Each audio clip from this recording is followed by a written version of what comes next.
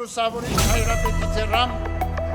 Վարչապետ Նիկոլ Փաշինյանը Facebook-ի իր էջում կրկնել է պնդումը, որ Գարեգին-բան խախտել է իր իսկ կողմից կամավորությամբ ստանձնած կուսակրոնության ուխտը եւ զավակ ունի։ Սա փաստ է եւ եթե Գարեգին-բան փորձի հերքել, անհրաժեշտ ձևաչափով դա կապացուցեմ ըստ այսը։ Համաձայն Հայ առաքելական եկեղեցու կանոնագրքի Գարեգին-բան չէր կարող լինել եպիսկոպոս, արքեպիսկոպոս, չէր կարող ընտրվել եւ չի կարող լինել կաթողիկոս։ Կտրիչ Ներսիսյանը պետք է ազատի վեհարանը։ Որպես Հայ առաքելական եկեղեցու հավատավոր հետևորդ, որպես մարդ, որ խանդաղատանքով է վերաբերվում մեր հոգևոր ժառանգության ամեն արժեքի, ամեն մասունքի, ամեն պատկերի ու քարի, արձանագրում եմ։ Հայաստանյաց առաքելական Սուրբ եկեղեցին պետք է ունենա նորընտիր կաթողիկոս, ում բարեվարքությունը կաթողիկոսական ընտրություններից առաջ ստուգված եւ հաստատված կլինի։ Հայաստանյաց առաքելական Սուրբ եկեղեցու հավատավոր հետևորդներին կոչ եմ անում համախմբվել վեհարանը սիրով եւ քրիստոնեաբար ազատելու եւ որևէ իրապես սրբազան հոգևորականի ամենայն հայոց կաթողիկոս ընտրելու օրակարգի շուրջ գրել է վարչապետը։